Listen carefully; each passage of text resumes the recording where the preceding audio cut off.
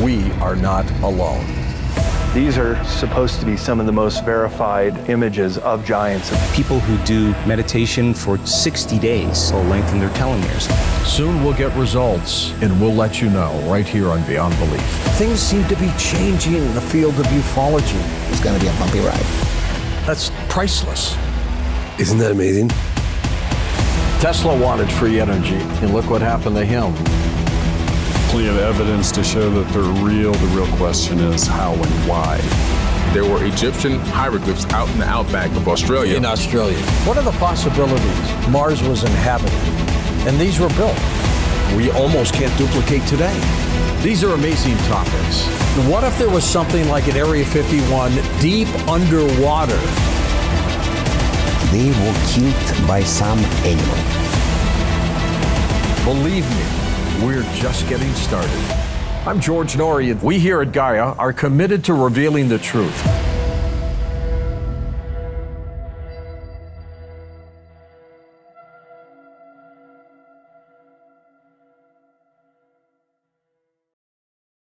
As I mentioned, psychic and mentalist Uri Geller has stepped in to pull the world back from the brink of a World War III, possibly, with a truly mind-bending warning to Russian President Vladimir Putin.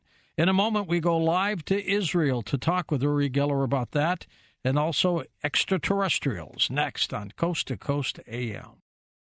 And welcome back to Coast to Coast. George Norrie with you. Uri Geller is the world's most investigated and celebrated mystifier. He is famous around the planet for his mind-bending psychic powers and has led a very unique life shrouded in debate, controversy, mystery. Uri has been studied by scientists who worked with Albert Einstein, worked with the FBI and CIA. He's an accomplished author as well. And here he is, one of our favorite guests, back on Coast to Coast, Uri Geller. Hello, Mr. Geller. Welcome back. Hey, George. Hi. Thank you very much for inviting me onto your show.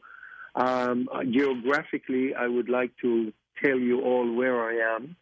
I'm in a city in southern Israel called Eilat, and that is right on the Red Sea.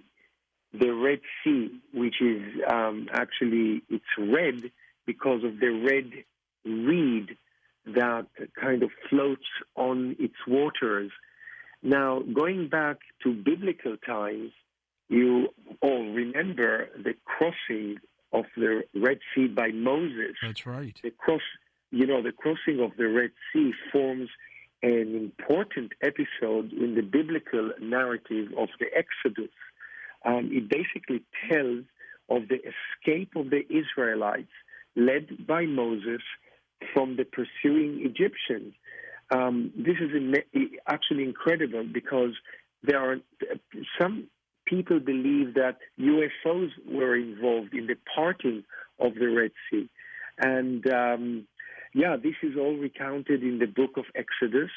And Moses, as you remember, Charles Heston in the famous movie, he holds out the staff and God parts the waters of the Yam Suf.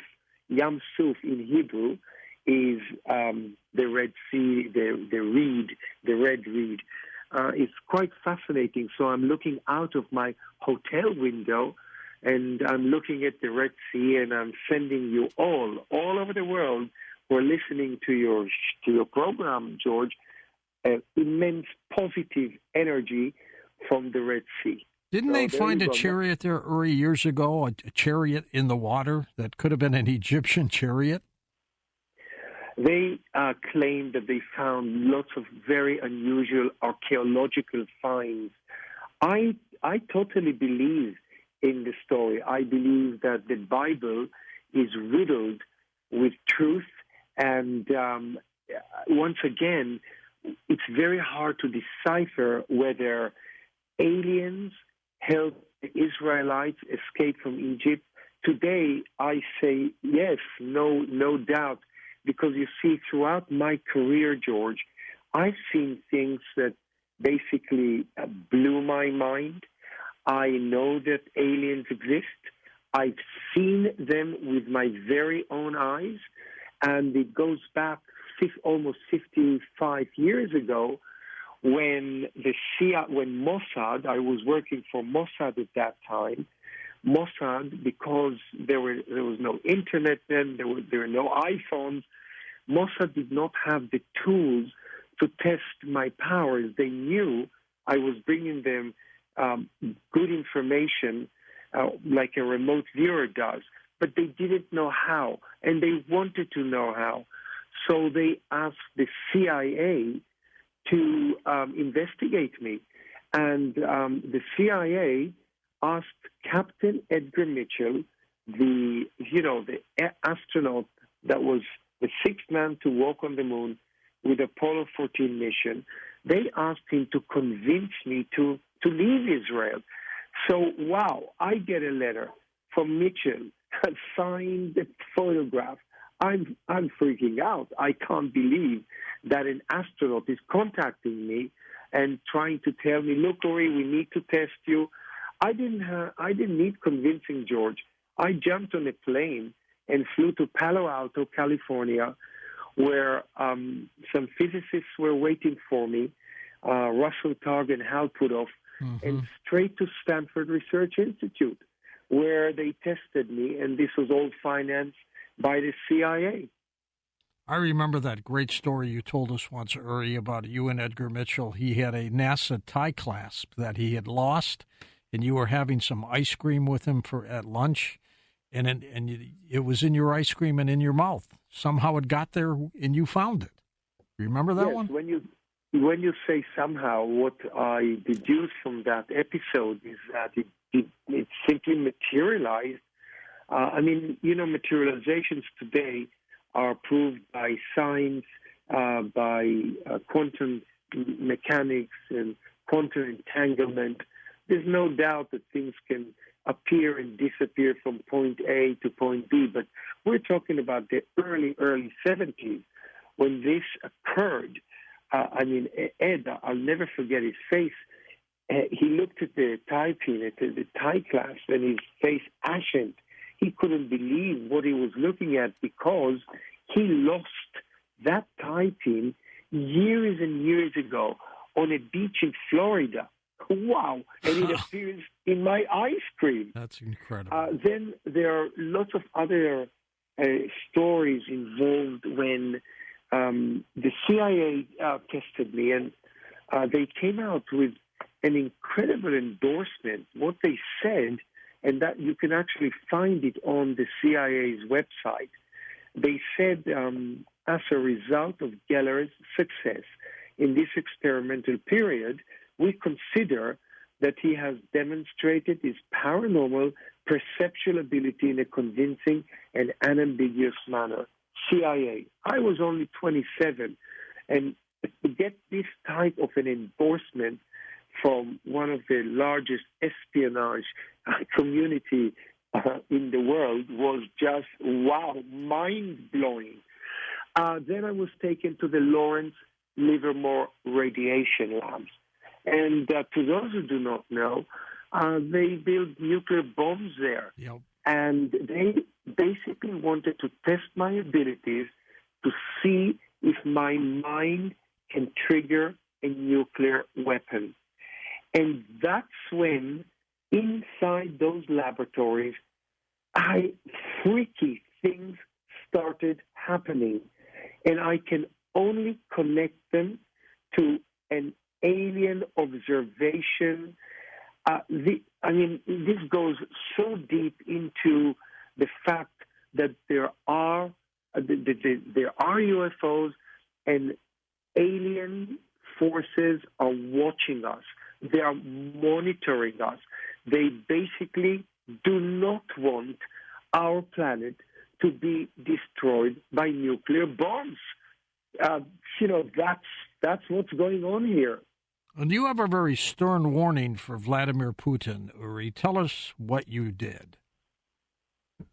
Well, I'm being asked constantly by different sources, which I cannot name, to help them in the fight, in trying to keep Putin away from nuclear bombs, from pressing the red button. And I came up with this warning letter, an open letter, where I said your nukes, your nuclear weapons, are no match for my mind power. And I basically warned Vladimir Putin that if he will use nuclear bombs, I will use every last molecule in my mind power, to prevent any Russian nuclear attack. Now, I know this sounds very far out and almost taken out of a science fiction movie, but I was in this letter urging the Russian president to ditch any plans to launch a nuclear strike.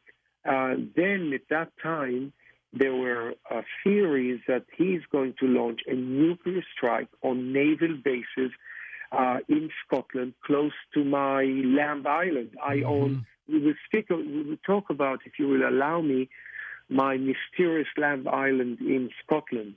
And this was an open letter, and I'm issuing this statement. That's what I said, as a serious warning to you. I addressed him directly, and I said, if you resort to the use of nuclear weapons, your plans and your missiles will backfire on you. You were going to divert the missiles, weren't you, with your mind power? Yes. I said I will use every last molecule of my mind power to prevent you from launching a nuclear attack. Of course, I asked for help. I needed support. This is a mammoth task of preventing a nuclear holocaust.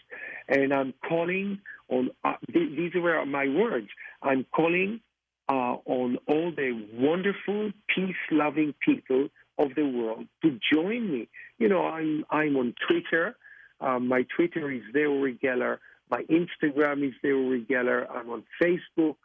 I'm on TikTok. So I have quite a few following. One of my last posting had 4 million views. Wow. So I was asking through my social media, please stop what you're doing right now and just take 5 seconds out of the day to visualize.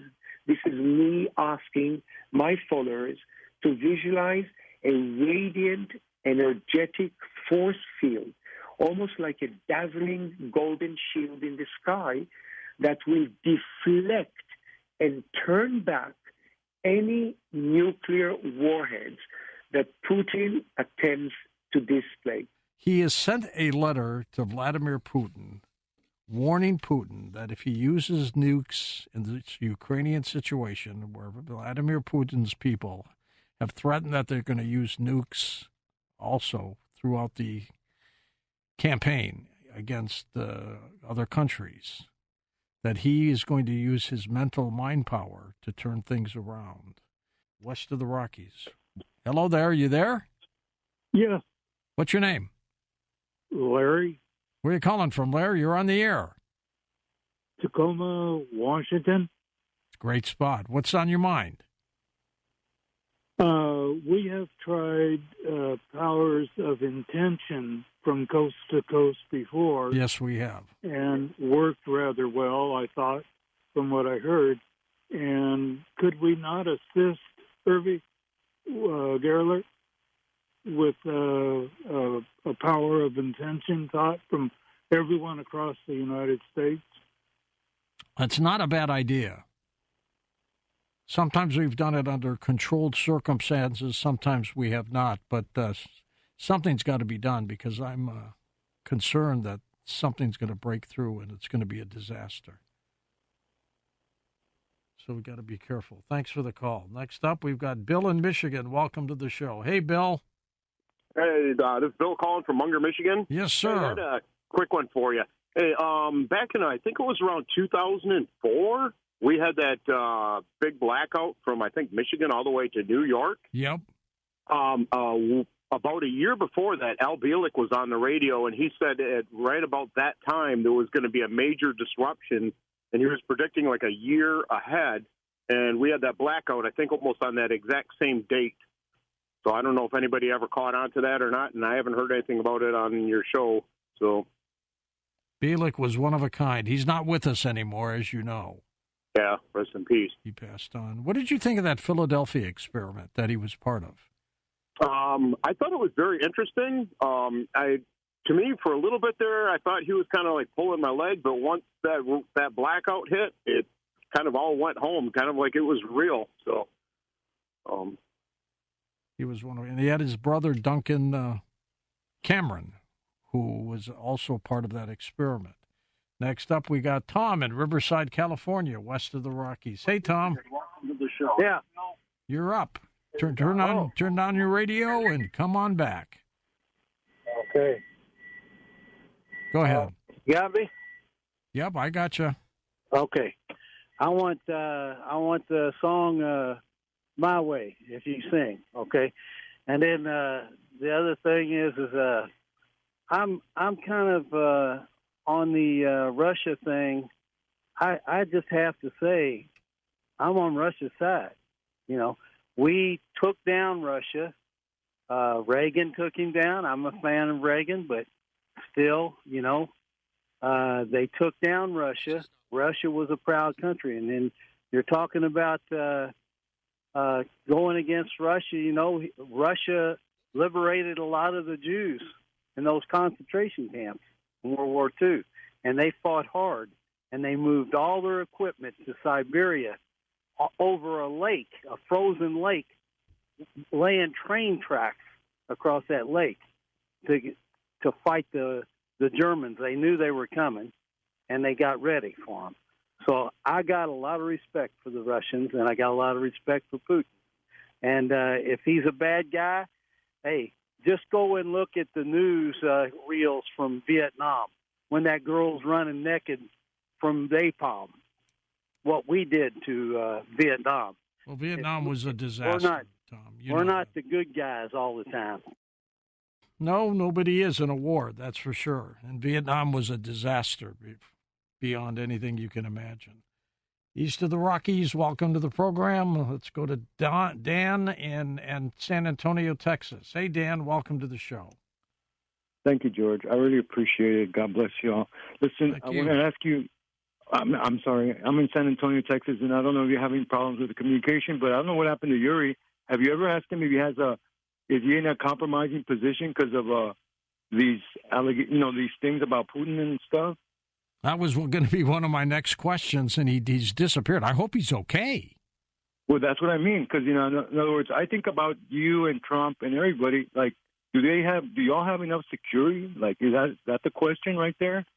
Because a lot of people, they're coming after us right now. He's in a hotel somewhere in Israel, but I don't know what his security situation is or anything like that. But you send a letter like that to Putin, who knows what's going to happen?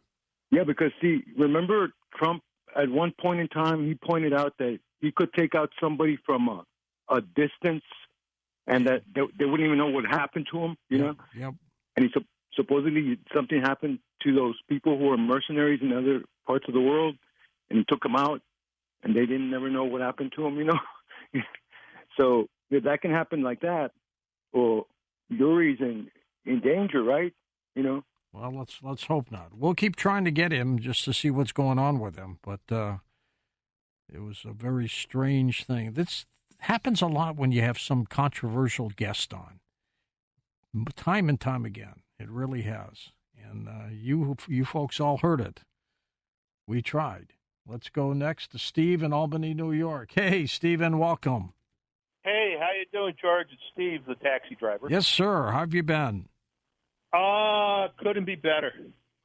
Things are going really well for me. Just bought a Batmobile, 2010 black Cadillac CTS 4, and couldn't be happier.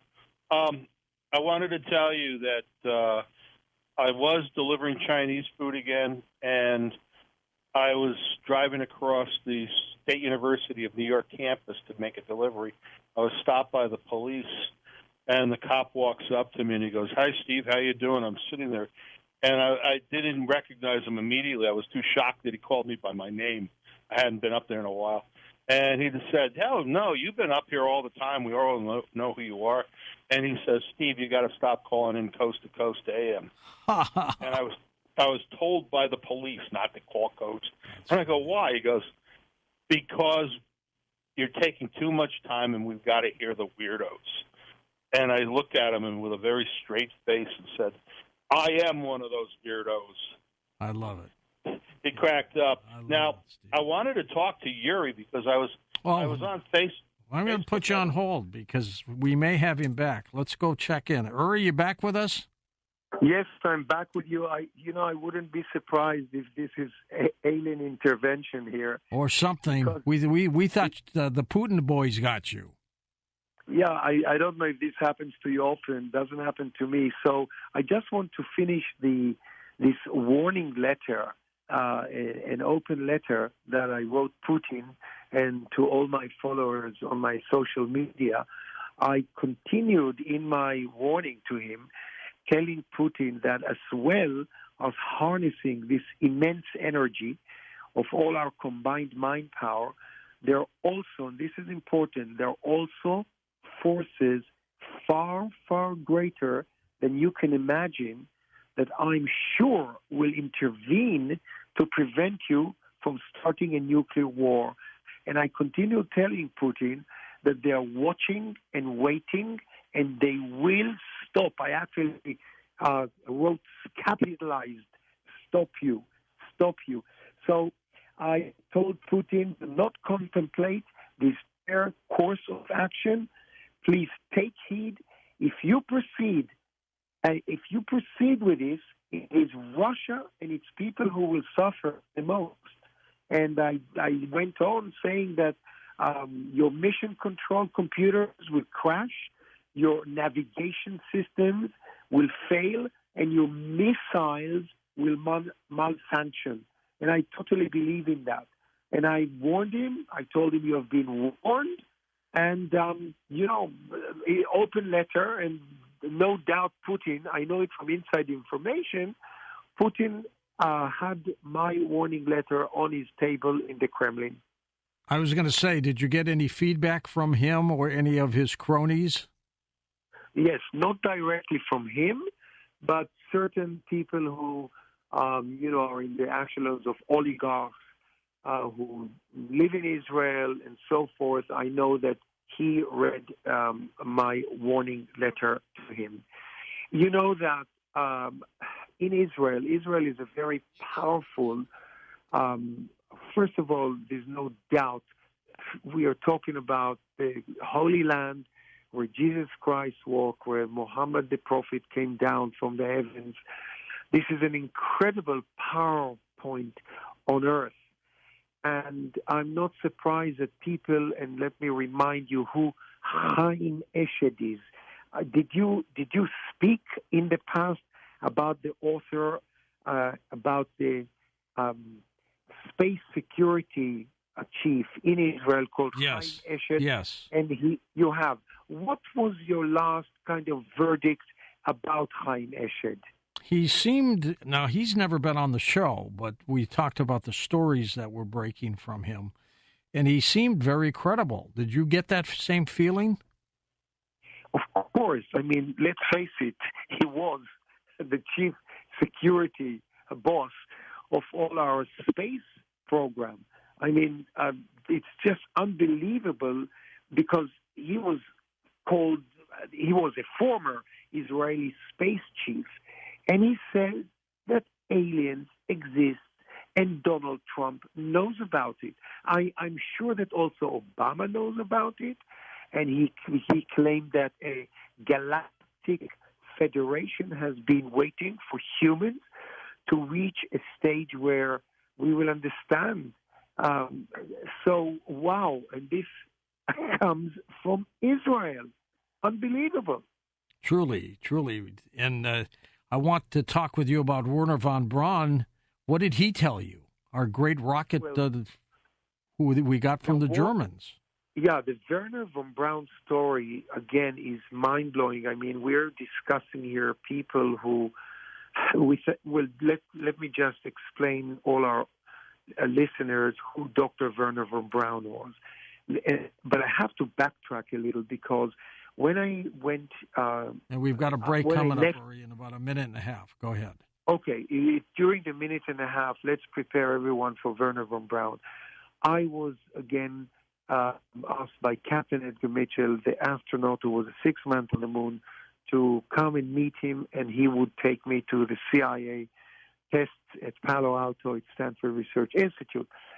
After all the tests and the endorsements I got from the CIA, Ed Mitchell approaches me and he says to me, Uri, there is someone very important in NASA that wants to meet you. I said, fine, who is it? He says, it's Dr. Wernher von Braun. I said, what?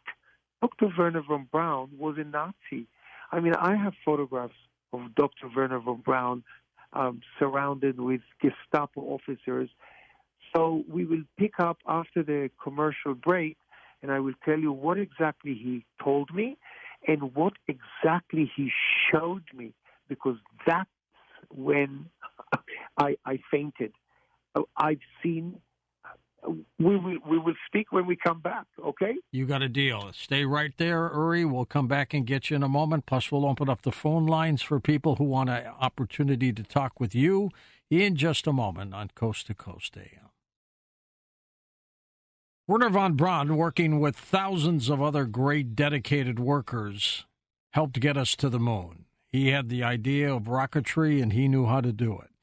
He also talked with Uri Geller, showed Uri Geller around. But what did he show him about ETs? Uri's back with us in a moment on Coast to Coast AM, and we'll also take your calls this hour. And welcome back to Coast. George Noory with you, along with psychic and mentalist Uri Geller. Uri, back to Wernher von Braun. He must have shown you some serious things about ETs, huh? Yes, absolutely. But before we go into that, if you will allow me, George, I would like to mention my website, which is urigeller.com. And we have that linked up, by the way. We have that linked up at our website. Yeah, great. And after Wernher von Braun, we'll speak about my mysterious Lamb Island, which I bought 13 years ago in Scotland, because there are ties to UFOs on my island. Sure. And all of our listeners can become citizens of my island, and we'll talk about it. It's all in the name of charity. Money goes to sick children, to a charity called Save a Child's Heart. We already saved over 6,500 kids with open-heart surgery. Believe it or not, half of them are Palestinians. Okay, let's go back to Wernher von Braun. So Mitchell asks me to meet this important scientist called Wernher von Braun, who basically put the Americans on the moon. And I say to him, you know, he's a Nazi. I'm Israeli. I'm Jewish. Half of my family were murdered by Nazis. But I could not contain my curiosity. And I said to him, okay, let's go and meet Wernher von Braun. I had then a small Minox German spy camera, which I got from the CIA because I did some work for the CIA in Mexico. Mm-hmm. So I give that camera to my brother-in-law, Shippy, and I tell him, Shippy, listen, the minute we enter Wernher von Braun's office, you got to snap a photo because nobody will believe me. So we get to the secret NASA base, straight to Wernher von Braun's office. Shippy takes a photo. These photographs are on my website, on urigeller.com. And Wernher von Braun, the first thing he wants me to bend his wedding ring with the power of my mind, and without touching it. So I do that. I bend his ring. And then he says to me, okay, Uri, now come with me. And he takes me into his personal office.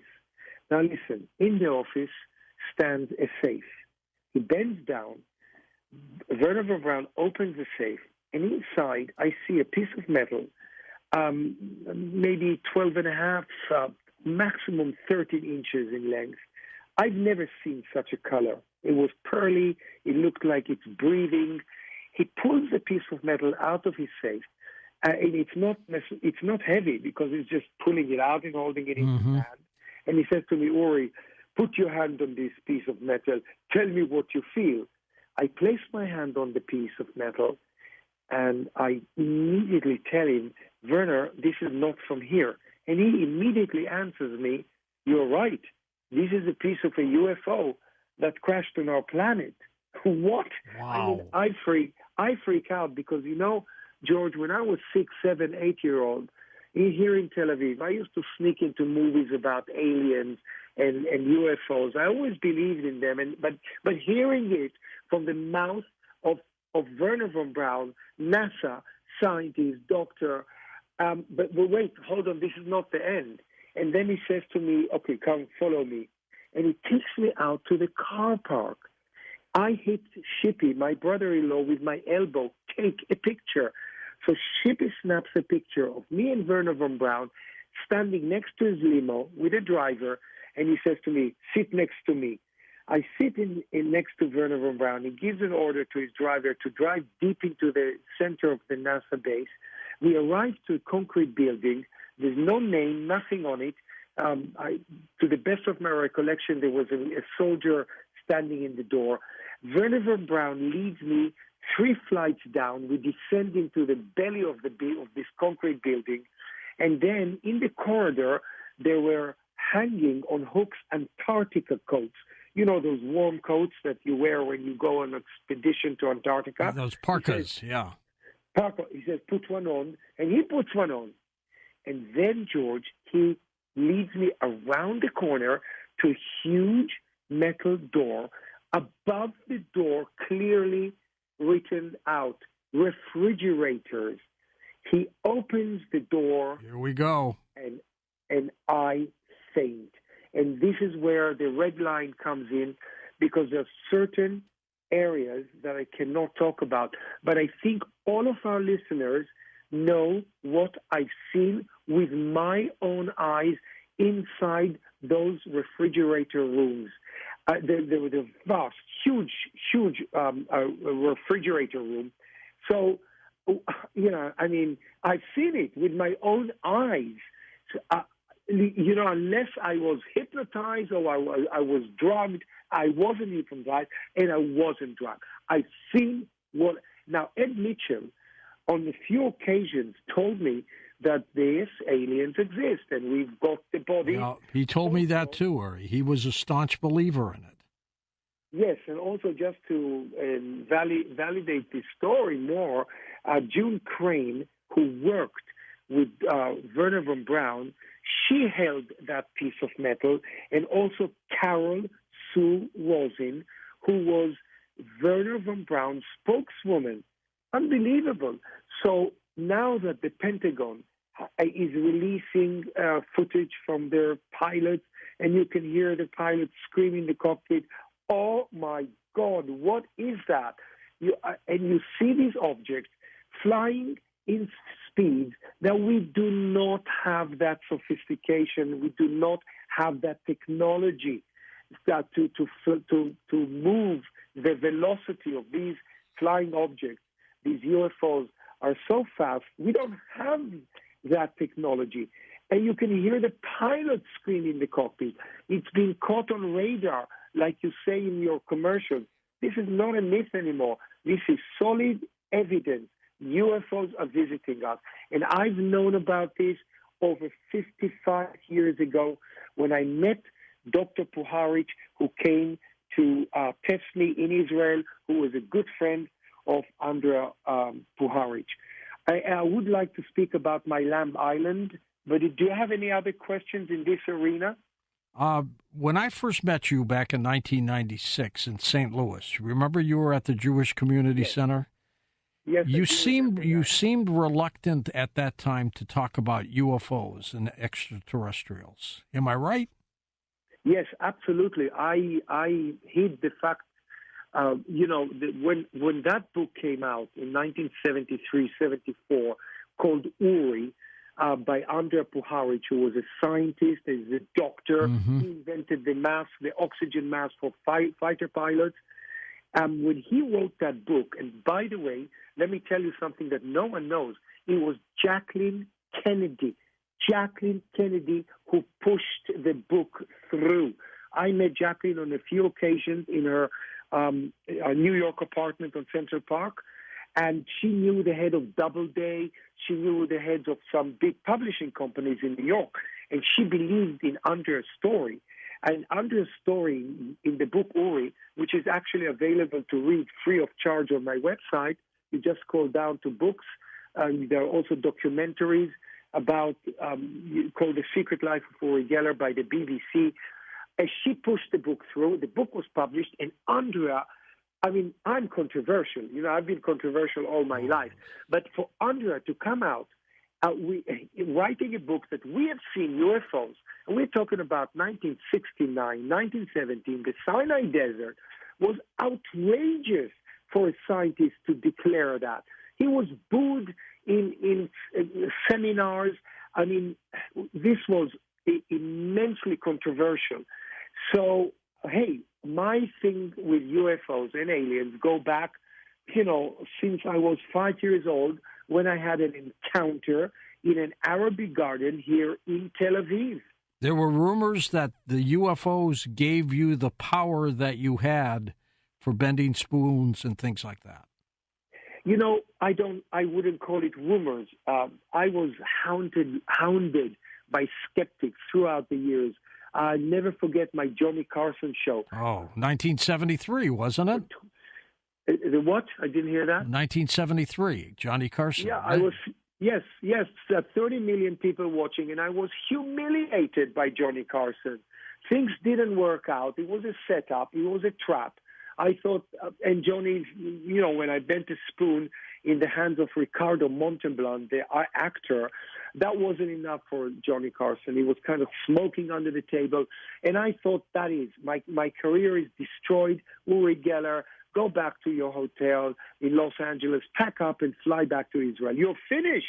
I mean, failing on Johnny Carson or not succeeding was embarrassing and humiliating. Now, listen, I went back to the hotel. I was devastated. I fell on the bed, and I fell asleep. The next morning, the phone rings, and the operator tells me, Mr. Geller, I have a Merv Griffin on the line for you. They wanted you on. Yeah, I said, I want you on my show. I saw you on Johnny Carson. That's when I realized that all controversy is good for me. Skeptics actually created my career. They created the debate, the mystery, and the enigma. But going back to aliens and UFOs, they're visiting us. They're trying to protect our planet. And in a nutshell, you know, maybe they're even walking among us. Tell me about this island, then we'll take calls for the rest of the hour. Okay, my island is amazing. I have, I was in Japan and I read the Times, and I read that there was an island for sale in Scotland, right next to Edinburgh, in a place called North Berwick. Mm-hmm. It was very inexpensive. And, you know, I had this James Bondy mind to own an island, so I bought the island, and then I get a phone call from no other than Mohammed Al-Fayed. Mohammed Al-Fayed, just to put you in the picture, guys, he was a billionaire. He's an Egyptian billionaire. He's 93 now. And his tragedy was that his son, Dodi, died with Princess Diana in Paris. He owned he owned a big store, didn't he? Yeah, he owned Harrods in London. Yeah. And he tells me, Uri, I heard that you bought Lamb Island. I have to tell you something. I'm going to send you a book that was written 500 years ago called the Scotichronicon. It was written by a Scottish abbot called Walter of Inchcombe. And in that book, unbelievable, but the story is that 3,500 years ago, Queen Scotta, who was one of the daughters of one of the pharaohs, she sailed to northern Europe, moored outside my island, and buried she instructed the soldiers to bury Egyptian treasure. Now, beside that, when Robert Louis Stevenson, if you all remember, who wrote the literally classic Treasure Island, he lived opposite my island in North Berwick. My island, in another island called Sidra, one of the string of three rocky outcrops in the Firth of Forth of Scotland, that inspired, believe it or not, Robert Louis Stevenson to write Treasure Island. And then there were all kinds of reports that there are UFOs over my island. Now, 4 months ago, I turned my island into a country, into a micronation. I have a constitution, I have a flag, I have an anthem. Believe it or not, I have a football team. All of you can become citizens of my Lamb Island simply get on my website, urigeller.com. It'll cost you $1 to become a citizen. The $1 goes to a charity that I mentioned before, Save a Child's Heart. And we saved over 6,500 children with open heart surgery. That's where the money goes. And you become a citizen of Lamb Island. So that's the story of my amazing Lamb Island in Scotland. Did you have a little house there or anything? No, you cannot live on the island because it is a bird sanctuary. When I bought Lamb Island, I became the automatic owner of 150,000 seagulls and 50,000 puffins. They actually nest on Lamb Island. Now, it's a UFO hotspot, no doubt. There are people who live on North Berwick, right opposite my island, that tell me, Uri Geller, we see often UFOs hovering over Lamb Island. And recently on my Twitter, Instagram, and Facebook, which is called the Uri Geller, that's my Twitter, I posted a photograph of a British destroyer who was patrolling around my Lamb Island because there were reports that a UFO splashed into the water right next to my Lamb Island. Now, you just Google it. These are not stories that I'm inventing. Go to Twitter and you'll find that picture. So, yes, there are probably, and I assume that this is true, that aliens also have underwater bases. You know how many bona fide videos there are of these objects flying in tremendous speed, splashing into the sea, and disappearing. Come on, what on earth is that? No doubt again, aliens exist, they visit us, probably they walk among us, and they're protecting our beautiful planet. Let's take some calls. We'll take a break and come back and wrap up with final call. Steve in Albany, New York, our cab driver. Go ahead, Stephen. Yeah, Uri. Hey, Baruch Hashem first. Thank you, Stephen. I'm one of your Facebook friends, and I sent you a picture of a fork I bent with my fingers. I wanted to clarify something. I have been doing this for a while. Started out with a key when I was getting off my motorcycle. I pulled it out, and I feel this little feeling that comes on me. And then I looked, and the key was bent. And then I started bending spoons, and it really became really noticeable when I had a spoon that was not made of like steel or anything else that was able to be bent. It was made out of pot metal, and it just broke. And at that time, I realized that this thing was getting out of hand. What can I do with this ability? What's your question? What can I do with this ability besides? Okay, let me explain. I think we all remember the famous Arthur C. Clarke movie 2001: Space Odyssey. Classic, yes. Unbelievable film. That's my favorite film of all time. Believe it or not, Stephen, I bent Arthur C. Clarke's key, his house key, and Arthur C. Clarke was arrested breaking into his own house. He was climbing up onto the window to get into his own house because he couldn't use the bent key. So for decades, Stephen, I thought that I was bending spoons and forks and keys through my television shows in people's homes. I was also fixing broken watches. I really thought that it was my energy that was penetrating through the camera into people's homes, into their living rooms. But I was wrong. How did I discover that I was wrong? Dr. Thelma Moss from UCLA, she filmed a group of students while I was bending spoons and fixing broken watches in the university, UCLA. But I didn't know that it was a secret film. And when I went back to New York, she played that videotape 2 weeks later to a new group of students, and lo and behold, just for my videotape, spoons and keys were bending. Open lines begin next hour here on Coast to Coast, so get ready for that. And we're going to come back in a moment with Uri Geller and take phone calls as we continue talking about his incredible career. What an amazing person. I remember seeing him on Janet Carson in 1973, and like he said, he was felt like he was destroyed, but it turned his career around. It really did. And welcome back to Coast, George Norrie with you. Let's go wrap up with Steve, the Albany cab driver. Steve, this is a gift that you've been able to do for all these years. Yeah, I first when I first did it, I was visiting a marriage counselor, and I went into his office, and I said, I just bent the key to my motorcycle. And then sometime after that, I started bending spoons. I just kept bending spoons and all sorts of flatware, and I became really frustrated with it. Well, that's amazing. Let's go back to Uri Geller. Uri, we're wrapping things up with Steve, the cab driver in New York, who's got some spoon bending abilities, and he doesn't know what to do with it.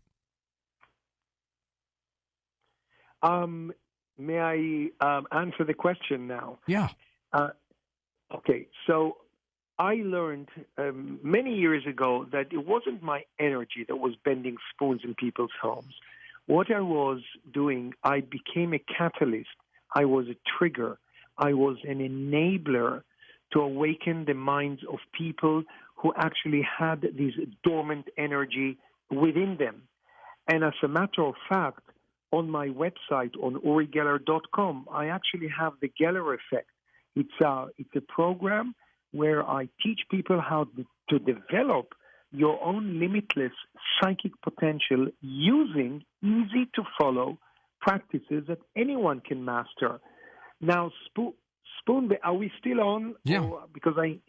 So spoon bending is, I mean, I've heard this type of stories like you're telling me now, not hundreds of times, thousands of times. I would suggest that you forget spoon bending, but this shows me that you're intuitive. You have certain psychic abilities. Start using for your own benefit. Believe in yourself. Start visualizing, creating your target goals, and just become, successful through your psychic powers. I am a total believer that the power of the mind can manifest anything. There is nothing that you cannot be, do, or have, because you are the architect of your own life. Anyhow, thanks for the call. Thank you, Steve. Let's go to Joe in the Bronx in New York. Joe, you're on with Uri Geller. Go ahead. Hey, George, how are you? Okay. Good. Uri, Happy New Year. Happy New Year. I'd like to ask the following question, Uri. You sent a letter to Putin regarding his threats of using nuclear weapons. Do you expect, or do you hold the expectation of receiving a response from Mr. Putin? Well, first of all, I know for a fact that he received the letter. He did get it. Israel is full with Russians. There are lots of oligarchs here who are connected to the Kremlin, to Putin. Look, Russians are very superstitious. I know this. I own a museum in Old Jaffa, and I'm visited by thousands of Russians who come from all over Israel and from Russia. And they believe, they're very open-minded. They believe in the powers of the mind. So I know that Putin took my open letter, I don't want to call it a threat, but he took it very seriously. And the fact is that he kind of backed down from the declarations of nuclear war and that he's going to activate a nuclear weapon and silos and so on. He ebbed away from that. I want to believe that it's part of our effort because I'm not doing this alone. I've asked people to help me, and we are doing it successfully. Now, whether I will get a tangible letter from Putin, I don't know. But, hey, I get information verbally from people who know him. And, yeah, he has absorbed, and my warning to him. Next up. Thanks for your question. Reb in Denver, Colorado. Hey, Reb, thanks for calling. Yeah, this is U.S. Pentagon First Team, Bubba Scout Reb. They know us all over the Pentagon, and our website, vulturesquadron.com, is at Cape Canaveral, Florida. That's who started it in 2000. I got a good question for you. Okay. How come you don't use your mind power to stop the chemical spraying that's ruining the planet and the ionospheric heating? Just for example, try to eat a pound of this snow and then tell us what you feel. Oh, I don't think I want to do that. I don't know. What do you think of chemtrails, Uri? Look, I'm just one human being. I'm not a miracle worker, and I'm not a prophet, and I'm not, I can't manifest everything at the same time. I do my bit for certain secret agencies, only positive missions. I am dealing with the Putin situation now, and on my list there are other things that I have to help. Look, our planet is not in the best and healthiest situation. Look at as we speak now, ice caps are melting. There is global warming.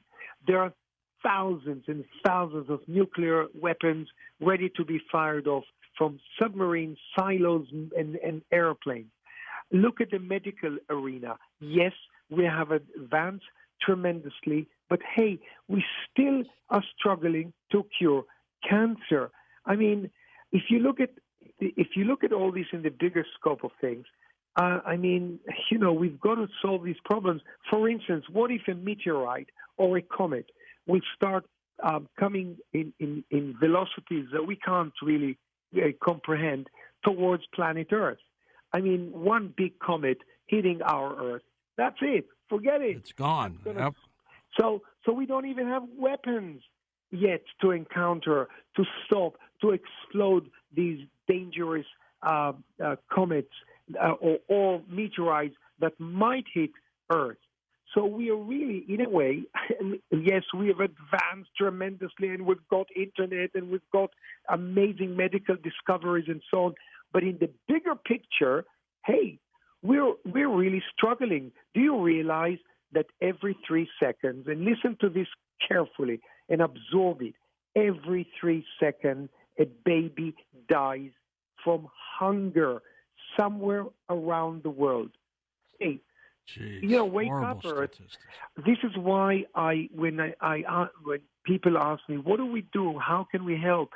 I, first of all, talk to the individual people. I tell them, look, first of all, if you can go there with your mind, you can go there with your body. Whatever you can visualize, you can materialize. There's nothing that you cannot be, do, or have. When you wake up tomorrow morning, put yourself in an attitude of gratitude. Start thinking positive. Activate your mind power. Again, my website will help you a lot. Just go to urigeller.com. You'll find a lot of free material on my website. And believe in yourself. Be positive. Become a positive thinker. Put yourself in a mental positive attitude, and then things will start changing for you. Let's go next to Dave in Tacoma, Washington, west of the Rockies. David, go ahead. Oh, hello, Yuri. Will you please discuss the recent predictions of alien invasion? All right, I will tell you exactly. This is a brilliant question. I have been quoted through lots of newspapers, radios, etc., and even TV stations saying, "Oh, Mr. Geller, Uri Geller has just announced that there will be an alien invasion." Well, that is not true. I never, ever used the word invasion. If there will be and when, let's make it clear that it's when there will be an encounter, it's going to be positive. Aliens are not going to invade planet Earth and destroy us, and I'll tell you why. Because if they were hostile, and if they did want to destroy us, we would have been destroyed a long time ago. On the contrary, they want to save our planet. So forget the word invasion. It's nothing to do with me. But thank you very much for bringing this question up. I would guess we're our worst enemies, not the aliens, Uri. Well, I wouldn't be surprised, and I think that you're absolutely right. I mean, look at this. We are still fighting, and we're still killing each other in the name of religion. And, you know, the energy, the aliens, theological, the theological community calls it God. The scientific community calls it energy. It's the same description, different terminology. I'm a huge believer in the power of prayer. I believe in God. I believe that above us, in infinite spaces out there, there is the Creator. And also concerning our mind, and once more again, my website is urigeller.com. You can become one of my Academy members. Definitely you can become, for $1, my citizen of my Lamb Island, which all goes to charity to help sick children. There is a very powerful sentence, and it says, the last frontier is not space. It is the mind. Because we have not discovered, we've just discovered a fraction of our human potential. It is amazing what we will be doing 200, 300, 400 years from now. I just hope that we will go to the right direction. And I think, George, you believe that too. Absolutely, Uri. And I want to thank you again for being on the program. You're one of our favorites. Stay safe and keep in touch with us, okay? Bless you all, and I love you all. Uri Geller. Folks, his website is linked up at coasttocoastam.com. The Coast mobile app is now available for download on iPhones and Android devices. You can become an insider directly through this app. This is a great option for our international listeners, and new users will also receive a free 2-week trial.